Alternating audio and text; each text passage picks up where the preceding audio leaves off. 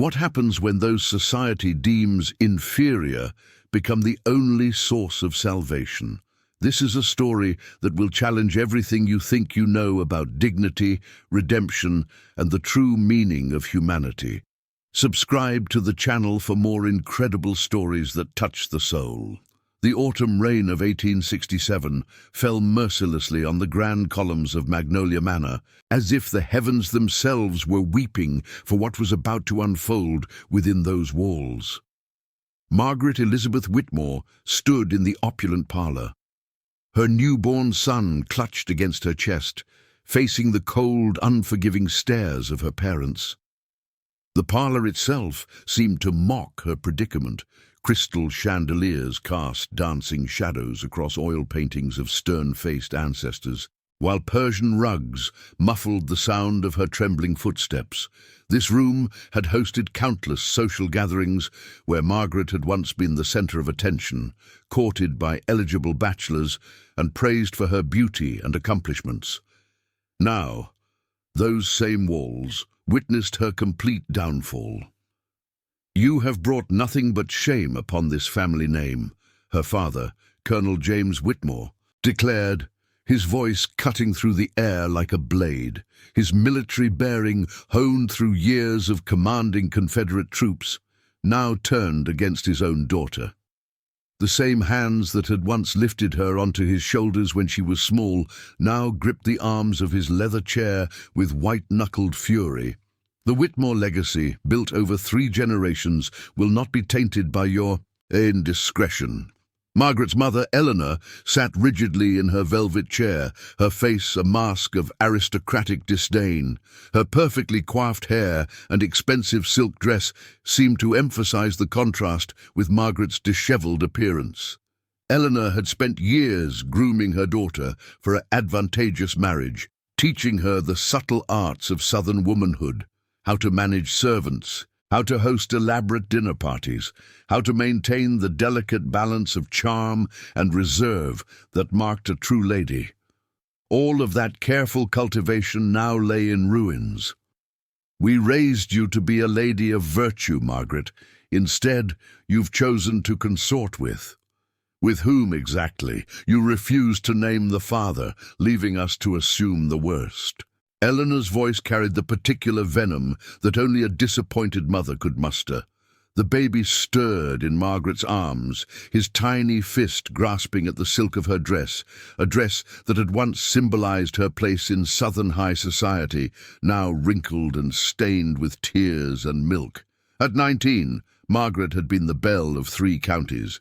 Courted by wealthy planters' sons and military officers, her dance card had always been full at cotillions, her parlor filled with suitors bearing flowers and poetry. Now she was nothing more than a fallen woman in her parents' eyes.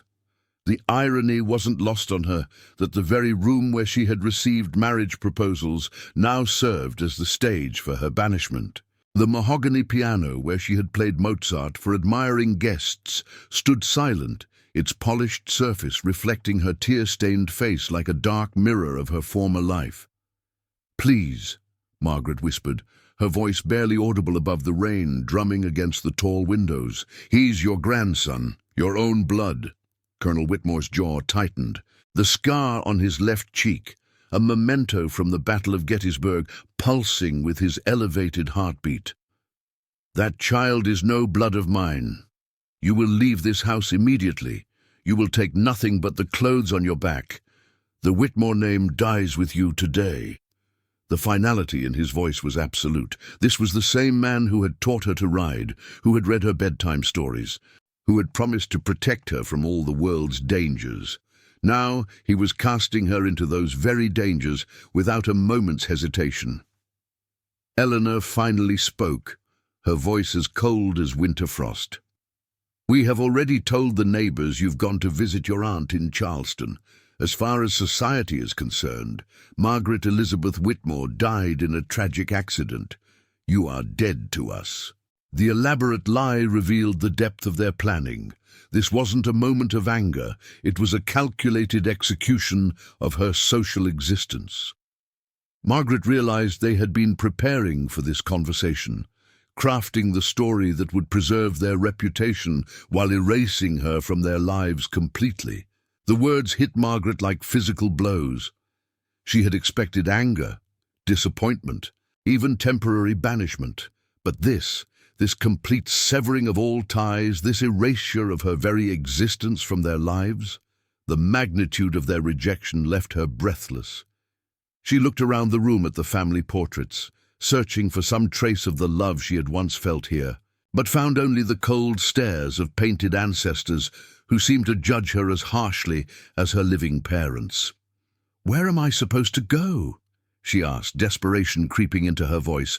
"I have no money, no friends who would dare defy you, no—" "That is no longer our concern," her father interrupted, rising from his chair with the bearing of a man accustomed to having his orders followed without question. "You made your choice when you lay with whatever scoundrel fathered that bastard. Now live with the consequences." As if summoned by the cruelty of his words, the baby began to cry, a thin, hungry wail that seemed to echo through the vast, cold rooms of the manor. Margaret tried to soothe him, but her own tears were falling now, hot and bitter. The sound of her son's distress seemed to fill every corner of the ornate room, a stark reminder of the innocent life caught in the crossfire of family pride and social expectations.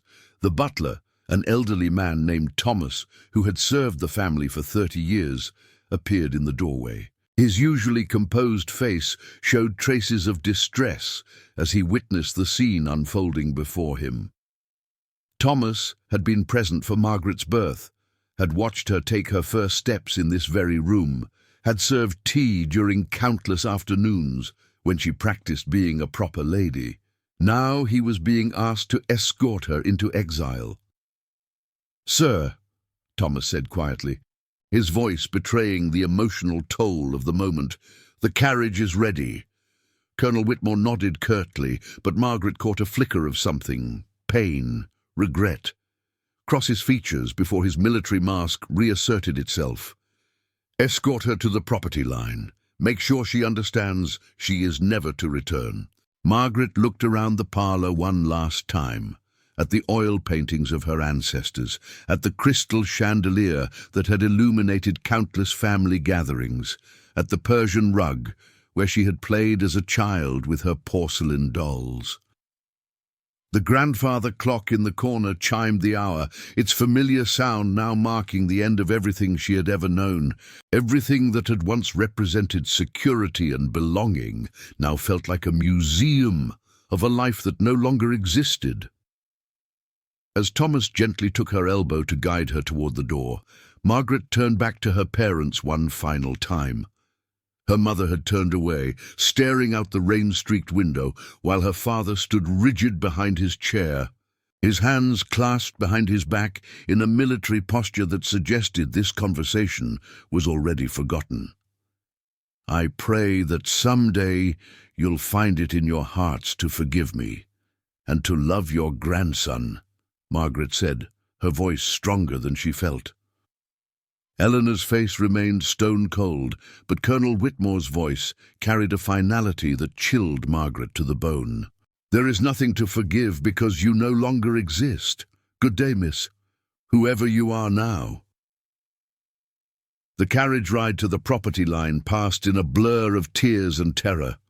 The familiar landscape of her childhood, the oak-lined drive, the carefully manicured gardens, the whitewashed fences that marked the boundaries of her former world, now seemed like scenery from someone else's life. Thomas, who had bounced Margaret on his knee when she was small, sat across from her with tears streaming down his weathered cheeks. "Miss Margaret," he whispered, glancing toward the driver to ensure they wouldn't be overheard, "I've put some bread and a little money in this cloth. It's not much, but it's all I could manage without arousing suspicion." His voice cracked as he added, "I also included your mother's old Bible. She would have wanted you to have it, even if she can't say so now." Margaret accepted the small bundle with trembling hands, feeling the weight of the worn leather Bible beneath the cloth.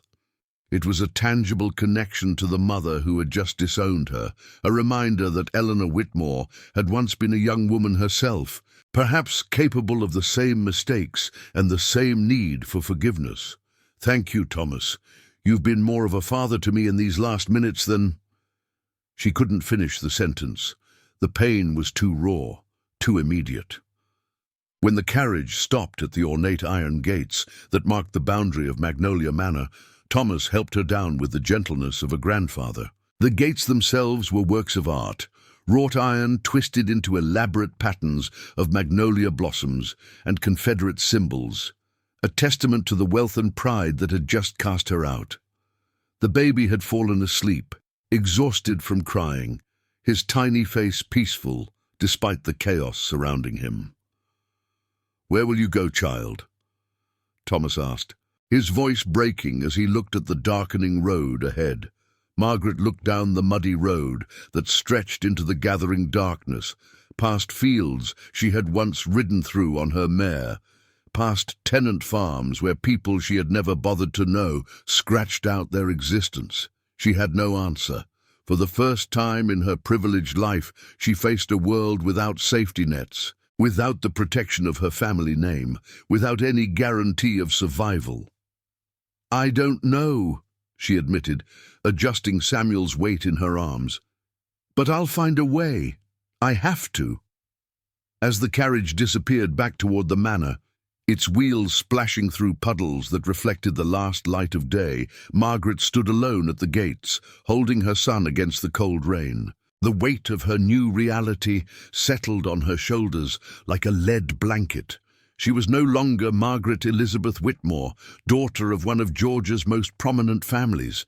She was simply a woman with a baby, cast out into a world that showed little mercy to those who fell from grace. The road ahead was dark and uncertain, but she took her first step anyway, her silk slippers immediately soaking through in the mud. Behind her, the lights of Magnolia Manor grew dimmer with each step, until they were nothing more than a distant glow in the night, a reminder of everything she had lost and everything she would have to find the strength to rebuild. 3 days of walking along muddy country roads had reduced Margaret to a shadow of her former self. Her silk dress, once the height of fashion and worth more than most people earned in a year, now hung in tatters, stained with mud, rain, and worse. The delicate fabric had never been designed for such abuse. It was meant for drawing rooms and ballrooms, not for sleeping in ditches and trudging through Georgia's unforgiving countryside. The baby, whom she had named Samuel in honor of her late grandfather, the only family member who had ever shown her unconditional love, grew weaker with each passing hour. Her milk was drying up from stress and malnutrition, and the small amount of bread Thomas had given her was long gone. She had tried begging at farmhouses along the way, but the sight of a well-dressed white woman with a baby and no husband raised too many questions and too much suspicion. Margaret's feet were raw and bleeding inside her silk slippers, which had been designed for dancing, not walking miles on rough roads. Her hair, once elaborately styled and pinned, now hung in matted tangles around her shoulders. The carefully applied cosmetics that had once enhanced her beauty had long since washed away, revealing a face gaunt with hunger and etched with desperation. The October sun was setting on what Margaret feared might be their last day when she stumbled upon a cluster of small wooden cabins nestled in a grove of oak trees. These were the former slave quarters of Magnolia Manor, structures she had seen from a distance her entire life but had never truly noticed. They had been part of the landscape, as invisible to her as the people who had lived in them. Now, seeing them up close for the first time, Margaret was struck by their humble dignity. Though simple, they were well constructed, with careful attention to details that spoke of pride in craftsmanship. Small gardens surrounded several of the cabins, and she could see evidence of repairs and improvements that suggested their inhabitants took care of their homes despite having little material wealth. Most of the cabins stood empty, their former inhabitants having fled north or west in search of new lives after emancipation. Broken windows and sagging doors told the story of abandonment, of lives disrupted and families scattered to the winds. But from one cabin, a thin stream of smoke rose from the chimney, and the warm glow of lamplight flickered through a small window that had been carefully covered with what appeared to be clean cloth. Margaret approached the door on unsteady legs, Samuel's weak cries barely audible now. She raised her hand to knock, then hesitated, overwhelmed by the magnitude of what she was about to do. What right did she have to ask for help from someone her family had once owned? What possible reason would they have to show her kindness? The irony wasn't lost on her that she, who had once lived in luxury built on their labor, was now reduced to begging at their door. But Samuel's life hung in the balance, and her pride was a luxury she could no longer afford. She knocked, the sound echoing in the quiet evening air like a prayer.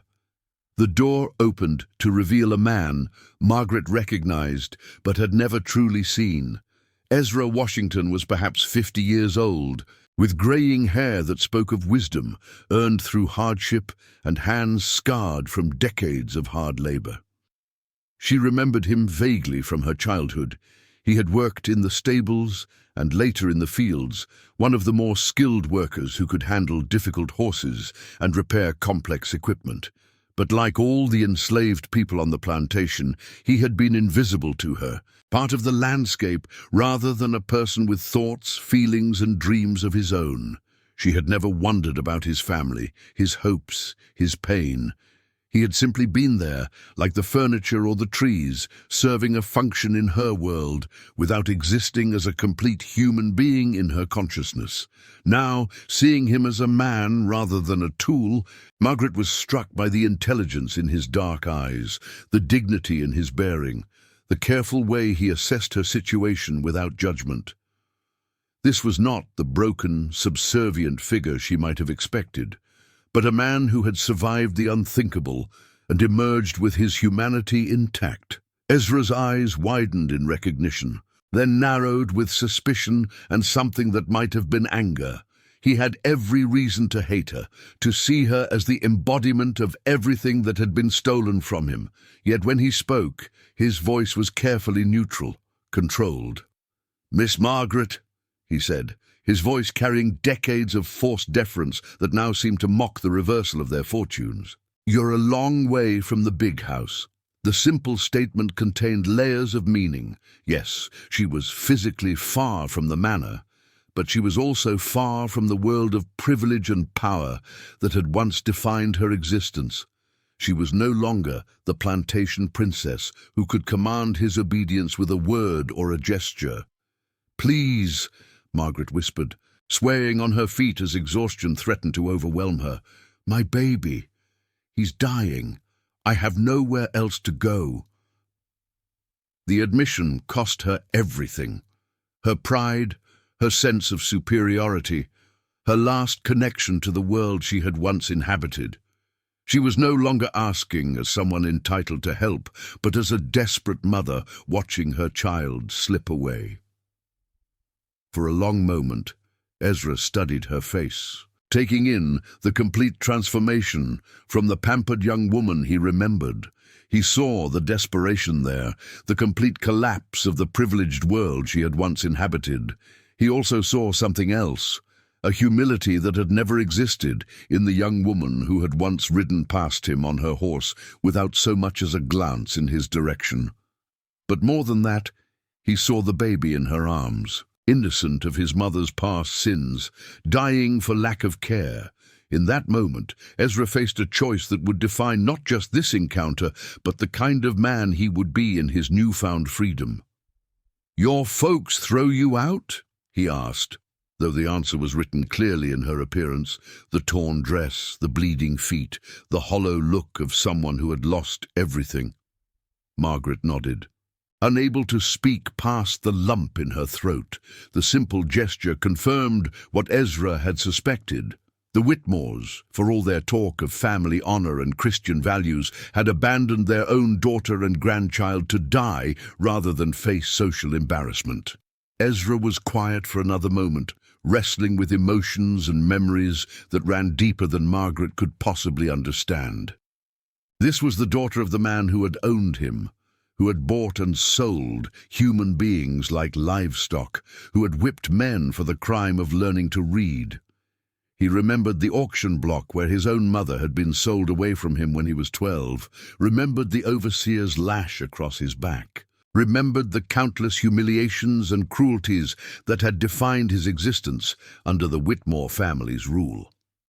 Every instinct told him to close the door and let her face the same merciless world that had shown no mercy to his people for centuries.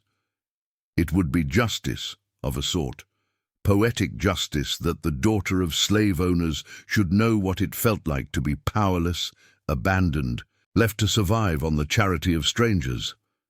But then Samuel let out a weak cry, and Ezra saw not the daughter of his former master, but a mother watching her child die. In that moment, his humanity overcame his justified anger. He thought of his own mother, sold away before he could say goodbye, and knew he could not inflict that same loss on another child, regardless of who that child's mother might be. "Come in," he said, stepping aside and making perhaps the most generous gesture of his life. The interior of the cabin was sparse but clean, a testament to the dignity Ezra had maintained despite decades of oppression. A simple wooden table, handmade but sturdy, occupied the center of the room. 2 chairs, also handmade, showed the careful craftsmanship of someone who took pride in his work. A bed in the corner was neatly made with a quilt that spoke of long winter evenings spent in careful stitching. A fireplace provided both warmth and light, and above it hung a small wooden cross, evidence of a faith that had survived the worst that humanity could inflict. The cabin was smaller than Margaret's former dressing room, but it felt more welcoming than Magnolia Manor had ever been. There was something here that had been missing from all the luxury of her former life, a sense of peace, of authenticity, of a life lived according to principles rather than appearances. "Sit," Ezra commanded, gesturing to one of the chairs with an authority that surprised Margaret. This was his domain, and here he was, the master. "When's the last time that baby ate?"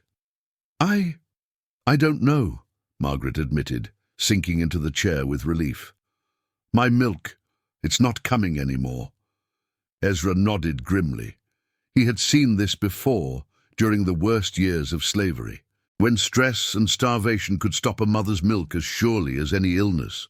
Too many babies had died that way, their mothers helpless to save them, despite their desperate love. "I got some goat's milk," he said, moving to a small cupboard with practiced efficiency. "It ain't ideal, but it'll keep him alive." As Ezra prepared a makeshift bottle from a clean cloth and some precious goat's milk, milk that probably represented a significant portion of his food stores, Margaret looked around the cabin with new eyes. Everything was worn, but well-maintained, showing a pride in ownership that she was only beginning to understand. This man, who had once been considered property, had built a life of dignity in this simple space. The walls were decorated with small touches that spoke of a rich inner life, a few books on a shelf, their spines worn from repeated reading, a small collection of carved wooden figures that suggested artistic talent, dried herbs hanging from the rafters that indicated knowledge of healing and cooking. This was not the hovel she might have expected, but a home in the truest sense of the word. "Why are you helping me?" she asked as Ezra gently took Samuel and began feeding him the milk with the patience of someone who understood the delicate needs of infants. Ezra was quiet for a long time, watching the baby drink with desperate hunger, his tiny hands grasping at the cloth as if he understood this might be his salvation. When he finally spoke, his words carried the weight of hard-won wisdom. My mama used to say that when you got a chance to choose between being like them that hurt you or being better than them, you choose better, every time." He paused, his eyes distant with memory. "She said that's the only way to break the chain of hurt that binds us all." The simple wisdom of his words hit Margaret like a revelation. Here was a man who had every reason to hate her, to let her suffer as his people had suffered, and instead he was saving her child's life. He was choosing to be better than those who had wronged him, choosing mercy over vengeance, choosing to break the cycle of cruelty that had defined their shared history. "I don't deserve your kindness," she whispered, watching her son's color slowly return as he drank. "Probably not," Ezra agreed, his honesty cutting but not cruel. "But this baby ain't done nothing wrong. And maybe it's time for some things to change around here." The morning sun filtered through the single window of Ezra's cabin, casting long shadows across the rough wooden floor that had been swept clean with the kind of care that spoke of deep-rooted pride. Margaret woke to the sound of Samuel cooing contentedly, the first truly peaceful sound she had heard from him since their ordeal began.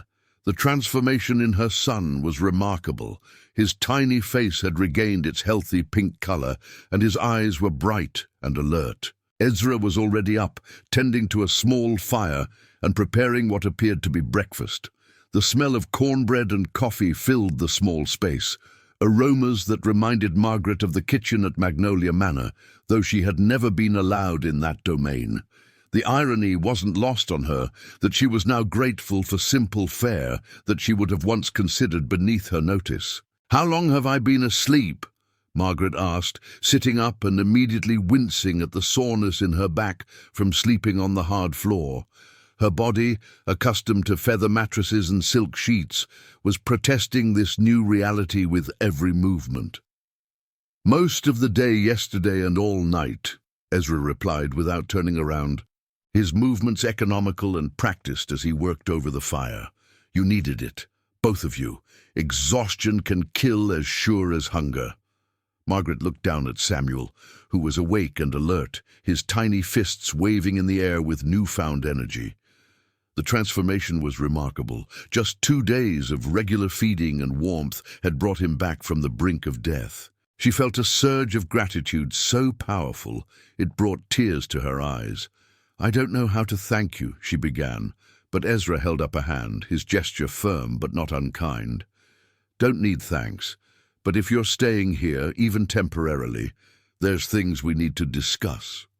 He turned to face her, and Margaret was struck again by the dignity in his bearing. This was not the subservient posture she remembered from her childhood, when enslaved people were forced to lower their eyes and speak in whispers around white folks.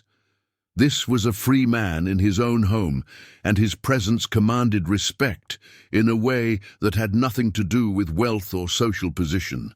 The cabin itself seemed to reflect this dignity. Though simple, everything had its place and purpose. Hand-carved wooden bowls sat neatly on shelves, tools hung in careful order from pegs on the wall, and even the rough wooden floor showed evidence of regular scrubbing. This was a man who had taken his freedom seriously, who had built something meaningful from nothing.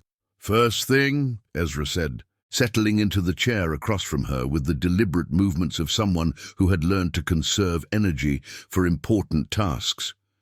"You need to understand that things are different now. I ain't your servant, and this ain't your daddy's plantation anymore. You're a guest in my home, and guests follow the rules of the house."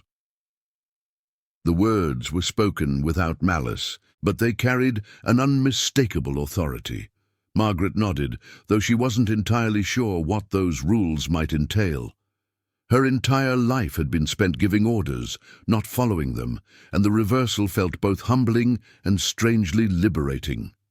"Second thing," Ezra continued, his dark eyes studying her face with an intensity that made her feel as though he could see straight through to her soul. "If you're gonna stay here, you're gonna work.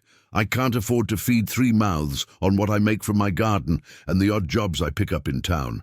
You'll help with the cooking, the cleaning, the garden work, whatever needs doing."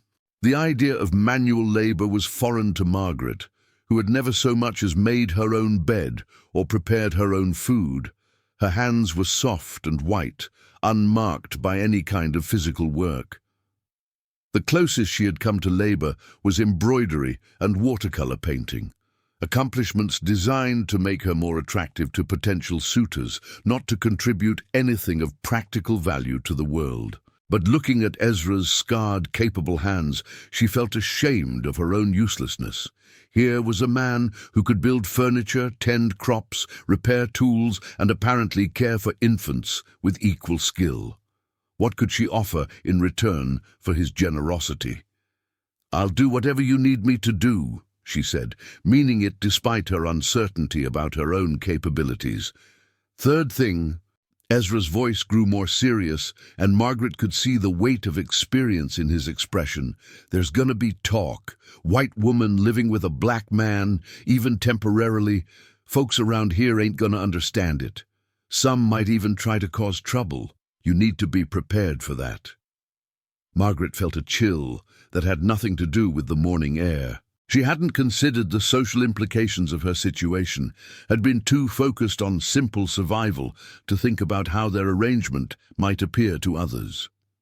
In the post-war South, racial tensions ran high, and the sight of a white woman in a black man's cabin could provoke violence from both white supremacists and freed slaves, who might see her as a symbol of their former oppression. The reality of their situation began to sink in. They weren't just two people helping each other survive. They were breaking one of the most fundamental taboos of Southern society. The consequences could be deadly for both of them, but especially for Ezra, who would bear the brunt of any violent reaction. "Maybe I should leave," she said quietly, the words tasting like ash in her mouth. "I don't want to bring trouble to you." Ezra studied her face for a long moment, seeming to weigh her sincerity against the practical realities of their situation. "You got somewhere else to go?" Margaret shook her head, the gesture small and defeated. "Then we'll deal with whatever comes," Ezra said simply, but Margaret could see the tension in his shoulders, the way his eyes flickered toward the window as if already watching for trouble. "But you need to understand the risks for both of us."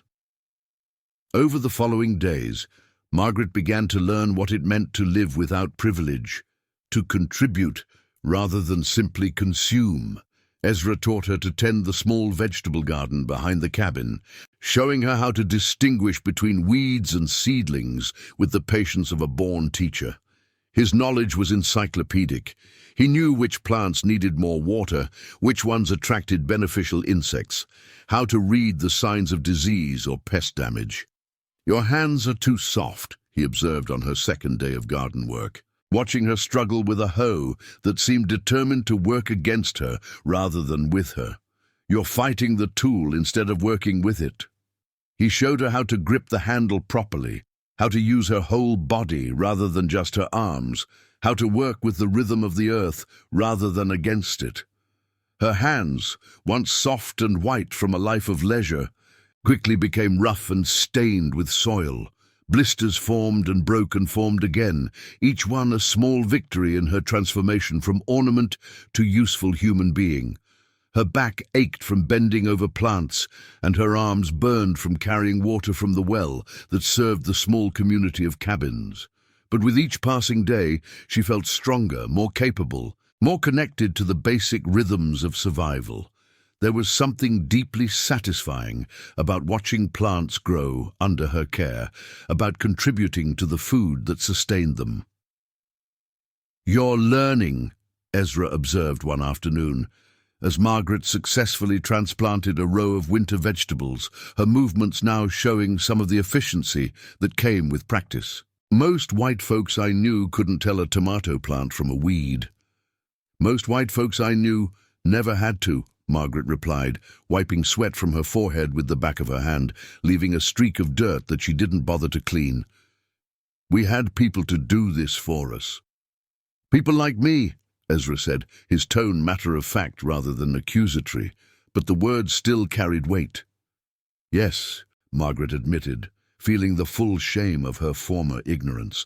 People like you, people whose names I never bothered to learn, whose families I never asked about, whose dreams I never considered. The admission hung in the air between them, honest and painful.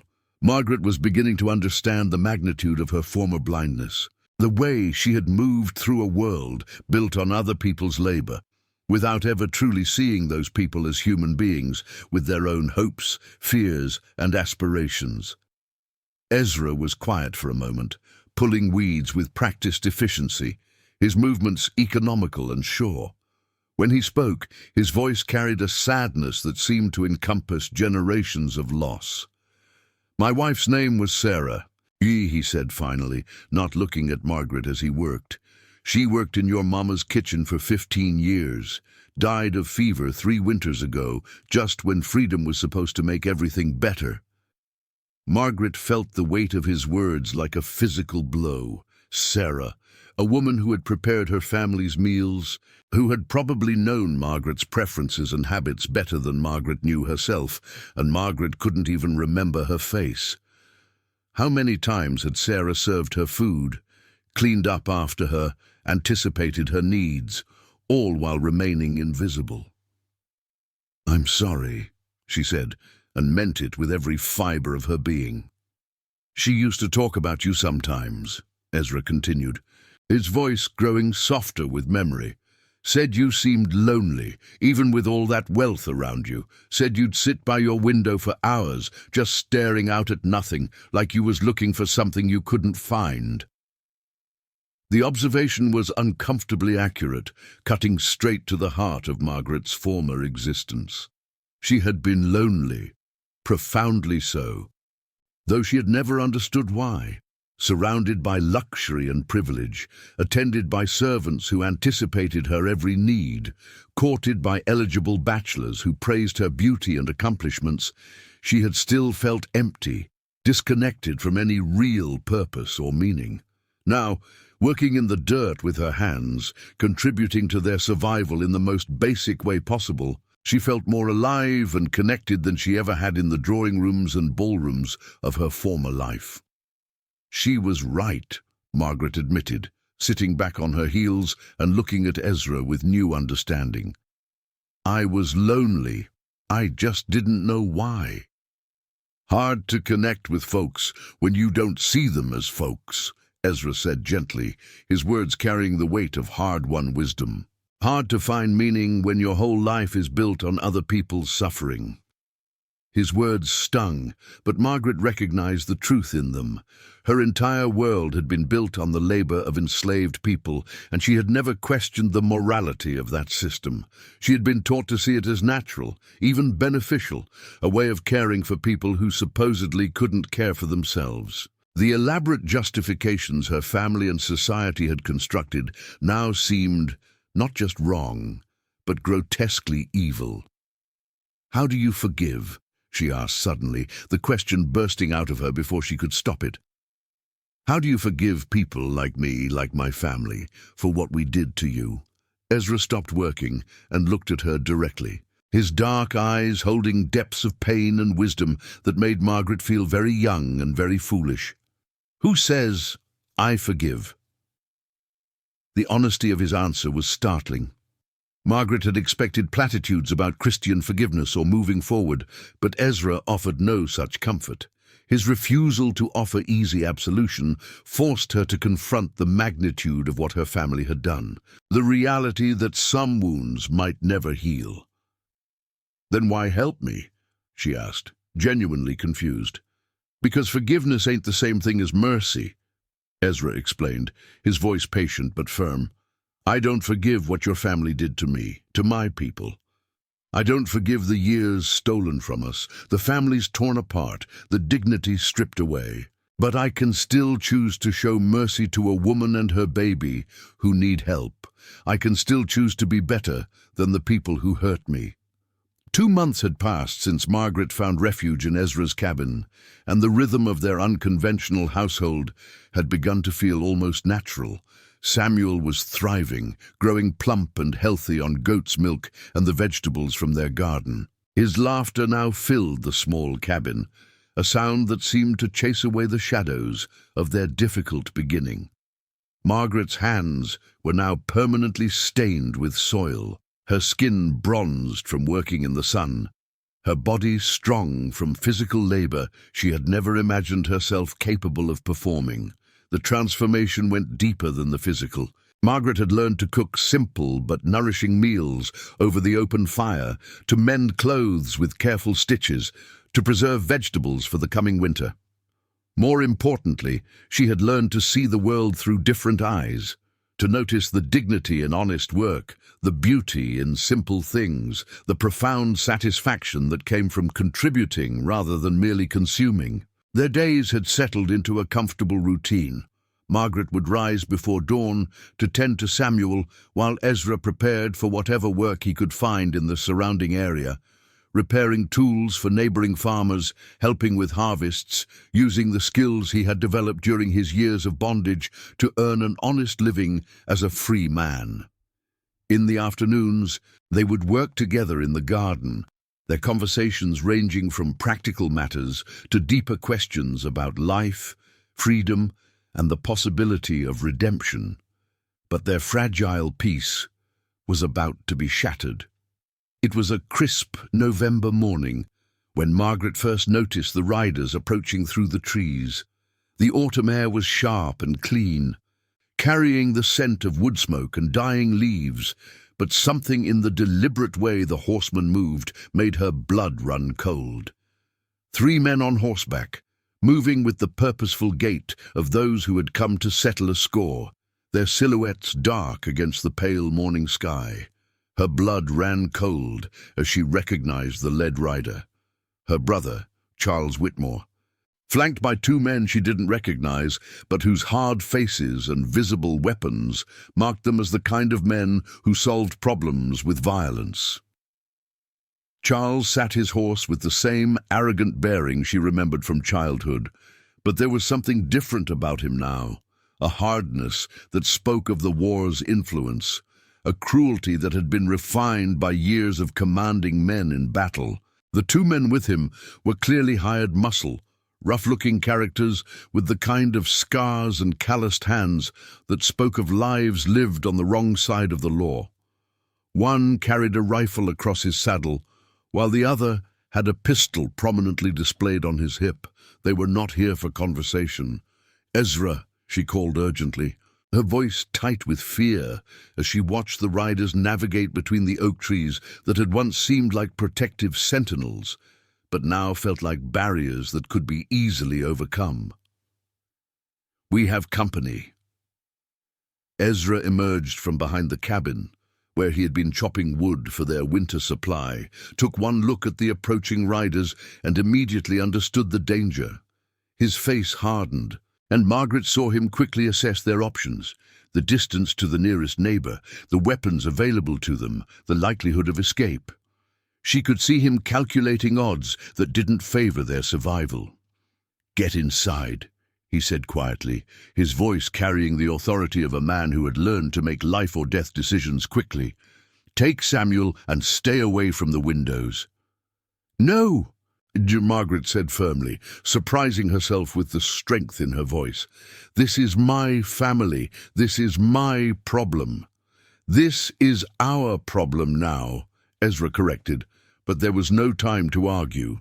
The riders had reached the cabin, their horses snorting and pawing the ground, as if sensing the tension that crackled in the air, like electricity before a storm. Charles Whitmore dismounted with the fluid grace of a man born to command, his expensive boots hitting the ground with an authority that seemed to claim ownership of the very earth. At 25, he was everything their father had hoped for in a son: tall, handsome, educated, and utterly convinced of his own superiority. His Confederate uniform had been replaced by expensive civilian clothes that spoke of wealth and position. but his bearing remained military, his sense of entitlement absolute. The war had changed him, Margaret realized. The boy who had once played with toy soldiers in the nursery had become a man who had commanded real soldiers in real battles, who had killed and ordered others to kill.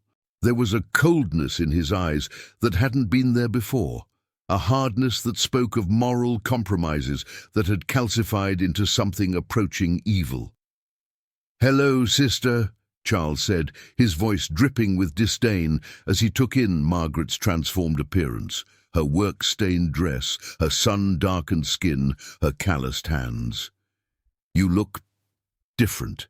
And the word carried layers of disgust and disbelief. This was not the pampered plantation belle he remembered, but something else entirely. Something that challenged his understanding of what a white woman should be, how she should behave, where she belonged in the carefully ordered hierarchy of Southern society. Margaret stepped forward, Samuel in her arms, trying to project a confidence she didn't feel. The baby had grown strong and healthy under Ezra's care, his bright eyes and chubby cheeks a testament to the love and attention he had received. But she could see Charles's gaze fix on the child with something approaching revulsion. "Charles, what do you want?" "What I want," Charles replied, his eyes never leaving her face as he seemed to catalogue every change in her appearance, every sign of her fall from grace, "is to understand how a Whitmore, even a disgraced one, could sink so low as to live like a common field hand with a—" He gestured dismissively toward Ezra, his hand moving as if he were shooing away an insect. "With one of them." Oh, the casual dehumanization in his gesture and tone made Margaret's stomach turn. This was her brother, the boy who had once built forts with her in the nursery, who had taught her to ride, who had promised to protect her from all harm. Now he stood before her as a stranger, his humanity seemingly stripped away by years of war and the poisonous ideology that had sent him to fight for the right to own other human beings. "His name is Ezra," Margaret said firmly, her voice carrying a strength that surprised even her. "And he saved our lives when our own family left us to die." Charles laughed, a sound devoid of humor that seemed to echo off the surrounding trees like the cry of some predatory bird. "Our family. You forfeited any claim to that name when you spread your legs for God knows who and produced that bastard." The crude words hit Margaret like physical blows, but before she could respond, Ezra stepped forward, his jaw tight with controlled anger that seemed to radiate from him like heat from a forge. Margaret could see the effort it took for him to maintain his composure, the way his hands clenched and unclenched as he fought against decades of conditioning that had taught him to accept such insults in silence. "You'll watch your language around the lady and her child," Ezra said, his voice deadly calm, but carrying an undertone of threat that made the two hired men immediately tense, their hands moving instinctively toward their weapons. Charles held up a hand to stop them, but his smile was predatory, the expression of a man who had found exactly the provocation he had been hoping for. "The lady," Charles repeated mockingly, his voice rising with theatrical disbelief. "This creature stopped being a lady the moment she chose to live in sin with a former slave. Tell me, Margaret, does he service you the way our property used to service their masters? Is that how you've fallen so far?" The crude implication hit Margaret like a physical blow, the words so vile and degrading that for a moment she couldn't breathe.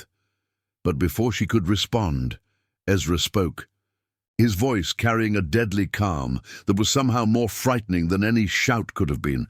"I think you need to leave, now."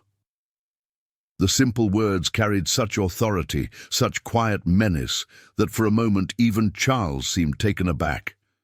This was not the broken, subservient figure he had expected to find, but a man who had claimed his freedom completely and was prepared to defend it with his life. Charles's expression hardened, his face flushing with the kind of rage that came from having his authority challenged by someone he considered inherently inferior. "I don't take orders from property, and that's what you are, boy, property that forgot its place." "The war's over," Ezra said quietly, his voice carrying the weight of absolute conviction. "I'm a free man, and this is my land. You're trespassing." "Free?" Charles laughed again, the sound harsh and grating in the morning air. "You think a piece of paper from Washington makes you free? You think anything has really changed? You're still what you always were, an animal that learned to walk upright." Margaret saw the rage building in Ezra's eyes, saw his hands clench into fists, and knew that violence was only moments away. The two hired men had their hands on their weapons now, waiting for the signal to draw. The morning air seemed to thicken with the promise of bloodshed. "Charles, please," she said, stepping between the two men with her heart pounding so hard she could hear it in her ears. "Just leave us alone. We're not hurting anyone." "Not hurting anyone?" Charles's voice rose to a near shout, his composure finally cracking to reveal the fury beneath. "You're a disgrace to everything our family stands for. You're living in squalor with a former slave, raising a bastard child. And you think that doesn't hurt anyone? Do you have any idea what people are saying about the Whitmore name?" Margaret felt something shift inside her, a fundamental change in how she saw herself and her place in the world. The shame and guilt that had driven her from her family's home began to transform into something else. Anger at the system that had created this situation. Determination to build something better from the ruins of her old life. "I don't care what people are saying," Margaret replied, surprised by the strength in her own voice. "I care about my son. I care about building a life based on something other than the suffering of others." Charles stared at her as if she had spoken in a foreign language, his face a mask of incomprehension and disgust. "The suffering of others. We provided for them. We gave them food, shelter, purpose. We civilized them." "You enslaved them," Margaret said simply, the words carrying the weight of her newfound understanding. "You bought and sold human beings like livestock. You separated families. You worked people to death. The crack of Charles's hand across her face was sharp and sudden, sending her stumbling backward as Samuel began to cry. The blow was hard enough to split her lip and bring tears to her eyes, but it also crystallized something inside her, a resolve that had been building over the past 2 months of learning what it meant to live with dignity. Ezra moved with lightning speed, grabbing Charles by the throat and slamming him against the cabin wall with such force that the entire structure shook. His face was a mask of fury that seemed to contain decades of suppressed rage, generations of injustice finally finding an outlet. "Don't you ever touch her again," Ezra growled, his voice barely human as his fingers tightened around Charles's throat. The two men with Charles drew their guns, but Ezra didn't release his grip. For a moment the tableau held, Charles pinned against the wall, his face turning red as he struggled for air, his men with weapons drawn but unable to fire without risking their employer's life, and Ezra's eyes blazing with a fury that seemed to encompass all the pain and humiliation his people had endured. "Let him go." "Hey, boy," one of the gunmen said, his voice shaking slightly as he tried to maintain control of a situation that was rapidly spiraling beyond anyone's ability to manage. "Or we'll put you down like the animal you are." "Go ahead," Ezra said, his voice eerily calm despite the violence of his actions, "but your boss dies first." Charles's face was turning purple now, his eyes bulging as he clawed at Ezra's iron grip. But even as he struggled for air, his eyes still burned with hatred and the absolute conviction that he was in the right, that this was simply the natural order of things being temporarily disrupted. "You can't win," he gasped, the words barely audible through his constricted throat. "There are more of us than you." "Maybe," Ezra agreed, his grip never loosening. "But there's enough of me to take you with me." Margaret stepped forward, her cheek still burning from Charles's blow, but her voice steady as she spoke. "Ezra, let him go." "Margaret, let him go," she repeated firmly, her tone carrying an authority she had never possessed before. "He's not worth it." Slowly, reluctantly, Ezra released his grip. Charles collapsed to his knees, gasping for air like a landed fish, his dignity as bruised as his throat. The two gunmen helped him to his feet, their eyes never leaving Ezra as they tried to assess whether he would attack again. "This isn't over," Charles wheezed as his men helped him toward his horse, his voice hoarse but still carrying the promise of retribution. "You think you can live like this? You think people will just accept it? You're wrong, both of you." Margaret looked at her brother, this man who shared her blood but seemed to share nothing else with her, and felt a profound sadness for what he had become, what their entire family had become in service to an evil system. "Maybe," Margaret said, her voice steady despite her fear of what might come next, "but we'll face whatever comes together, and that's something you'll never understand. What it means to have someone stand with you, not because they have to, but because they choose to." Charles mounted his horse with shaking hands, his face a mask of humiliation and rage that promised future violence. The two hired men flanked him, their weapons still visible, their eyes promising that this confrontation was far from over. "You're dead to us," he spat, his voice carrying the finality of a judge pronouncing sentence. "Both of you. And when the good people of this county decide they've had enough of your arrangement, don't expect any help from the Whitmore family." As the three riders disappeared into the trees, their horses' hooves drumming a rhythm that sounded like distant thunder, Margaret sank onto the cabin's front step, her legs suddenly unable to support her. Samuel had stopped crying and was looking up at her with wide, trusting eyes that seemed to hold all the hope and innocence that the adult world had lost. "They'll be back," Ezra said quietly, settling beside her on the step, his voice carrying the weight of experience with violence and its aftermath. "And they won't come alone next time."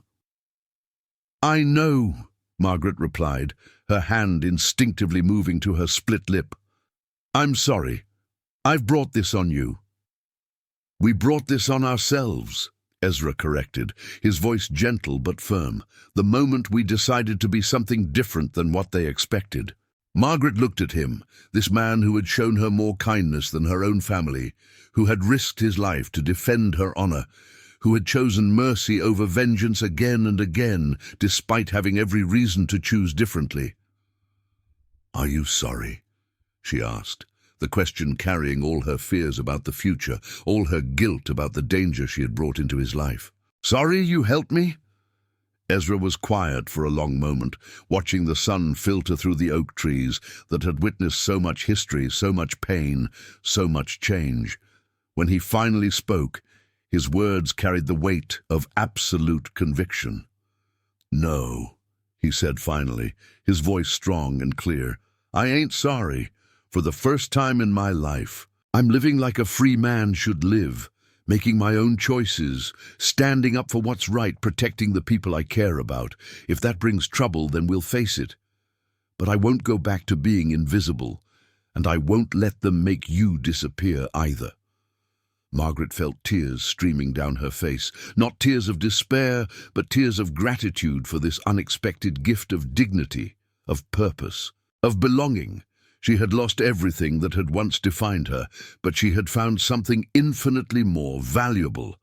A life built on truth rather than lies, on justice rather than exploitation, on love rather than fear. "Whatever comes," she said, reaching for Ezra's scarred hand and feeling the strength and warmth there, "we'll face it together." As the sun set over their small cabin, painting the sky in shades of gold and crimson that seemed to promise both beauty and struggle in the days ahead, Margaret Elizabeth Whitmore, who was no longer a Whitmore, no longer a plantation lady, but simply a woman learning to live with dignity, held her son close, and prepared for whatever battles lay ahead. The past had come calling with threats and violence, but the future belonged to those brave enough to choose love over hatred, mercy over vengeance, and hope over fear. And in that choice, they had already won the only victory that truly mattered, the victory of the human spirit over the forces that sought to diminish it. This story reminds us that true nobility isn't found in bloodlines or wealth, but in the courage to choose compassion over cruelty and dignity over prejudice. Sometimes salvation comes from the most unexpected places, and the greatest strength is found in those society deems weakest. If this story touched your heart, subscribe to the channel and share it with others who need to hear this message of hope and redemption.